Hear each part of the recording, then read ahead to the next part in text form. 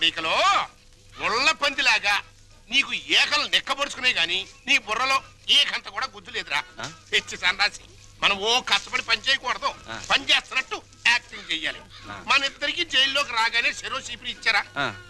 మరి ఇప్పుడు నీ చూడు నా చూడు, నాది చేతిలో పెట్టినప్పుడు ఎట్టుందో ఇప్పుడు కూడా నా చీపిరి అట్టాగే ఉంది. కాబట్టి దీంట్లో నీతి వాక్యం ఏంటి? చీపిరి అరిగినంత మాత్రంతో శిక్ష తగ్గదు.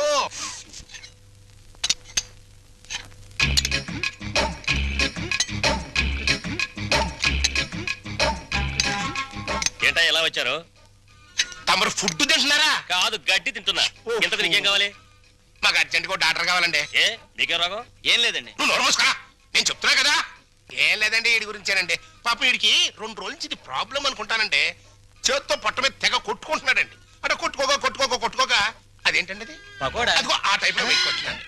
సరే ఎట్టగో బయటకు వస్తుంది కదా, ఇంకా కొడితే కాస్త ఫ్రీ అవుద్దని మేము కూడా సాయం చేసామండి. అదేంటండి అది? అదిగో ఆ టైప్ లో బయటకు వస్తుంది. ఇంకా పోతే నిన్న పొద్దున్న నుంచి కళ్ళుగా ఓ కక్కేసుకుంటున్నాడండి. అదేంటండి అది? పాయసం. అదిగో ఆ టైప్ లో బయటకు కక్కేస్తున్నాడండి. ఇక పోతే తాళ్ళంటే గజ్జి అనుకుంటారండి. ఇది గోకితే ఇదిగో పులిహార టైప్ లో పౌడర్ రాలుతుంది. జీవితంలో తిండి అంటే విరక్తి పుట్టించాడు. లేకపోతే నాలిక కట్ అంటవా? ఇక నీ జన్మలో ఫుడ్ జోలికి పోలేవు. That is Paparao. ఇంక బదరా, నువ్వు మా చెడ్డోడి పడేమియా. బతుకులో బాగుపడాలనుకున్నవాడు నేను మంచోడ్నా చెడ్డోడ్నా అని ఆలోచించకూడదని నా కీప్ చెప్పిందిరా. నాకు తెలియక అడుగుతాను, అసలు నీకు కీప్ ఎందుకు? ఎందుకేంట్రా, మన అండర్లో ఉంచుకోవడానికి. ఎద్దులా ఎల్లకాలం బతికేదానికంటే ఆంబోతులా 6 నెలలు బతికితే చాలు. అది మన ప్రిన్సిపల్. ఆంబోతు జైల్లోనే ఉండిపోతే అక్కడ ఆవు బతికేంటి? నా కీపు క్యారెక్టర్ గురించి కామెంట్ చేశావంటే నీ ఏకలు పీకేస్తా. అది ఎవరనుకుంటున్నావురా? కీపులోనే పతివ్రత కీపు.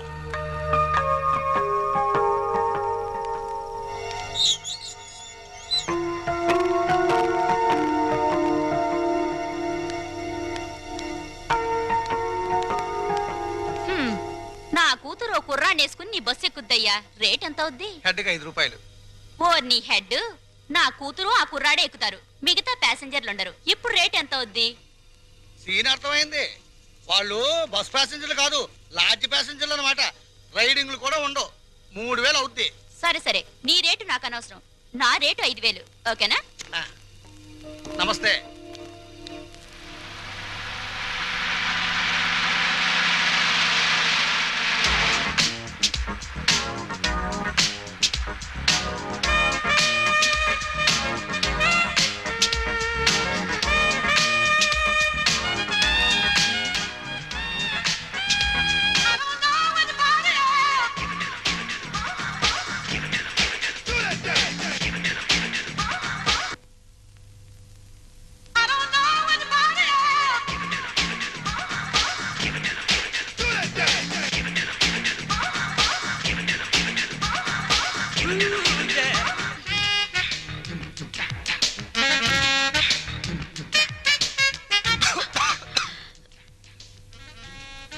ఏంటిది? నిద్రలో పీక్కుంటున్నాడు.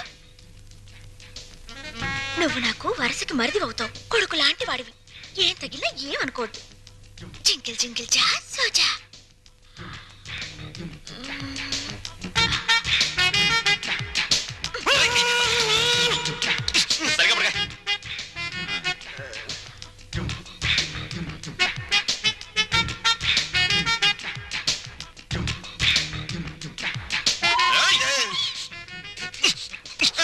సరిగ్గా పడుకోలేవా?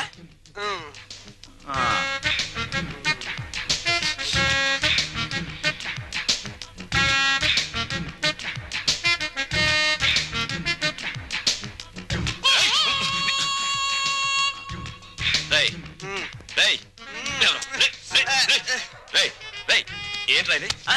ఏంటిది? Red line. రెడ్ లైన్ కదా? నీ బార్డర్ అదే కదా?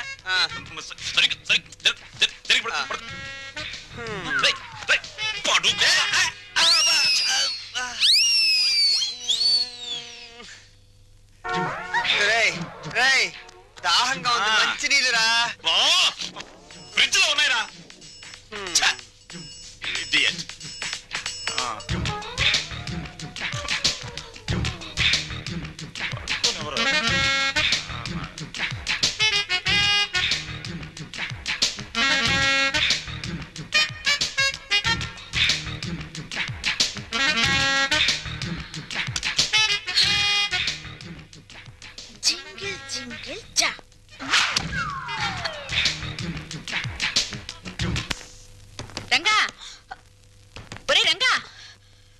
నిన్నేరా రంగా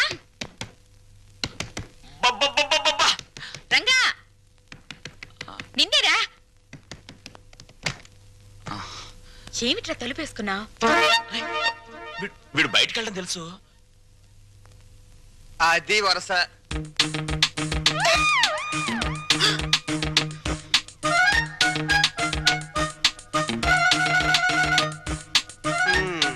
మొండి చెట్టు కూడా సీజన్ వస్తే పువ్వులు పూసేస్తది. సీన్ అర్థమైంది కదా, పదండి పడుకుందాం. రే నువ్వు గొప్ప చిలిపోడివిరా. ఏ గోడ దూకించి తీసుకొచ్చావురా? ఆ? ఆ అమ్మాయిని చేసుకోవడం మాకందరికి ఇష్టమేగా, మళ్ళీ చాటుమాటి వ్యవహారాలు ఎందుకురా? చూసావా వాడు మొహం చాటేస్తున్నాడు. ఏ, ఏ, ఏ. ఒరే నాన్న, నువ్వు ఆ పిల్లని ఎందుకు తీసుకొచ్చావో నాకు తెలుసురా. ఇంట్లో వాళ్ళందరికీ నీ ప్రేమ చాటి చెబుదామని. అవునా? ఆ? అక్కడికి నేను చెప్తూనే ఉన్నాను బాగోదని. అయ్యిందేదో అయ్యింది, రండి ఏయ్, కాళ్ళకి దండం పెడదాం, ఓ పని అయిపోతుంది. ఇక్కడ ఆపే.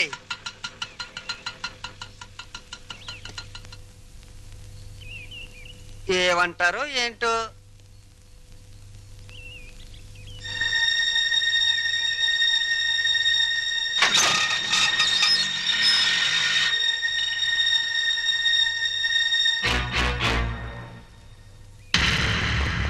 ఇక్కడ సీను మొత్తం నీదే. కాస్త రుకోలా ఉంది, పద.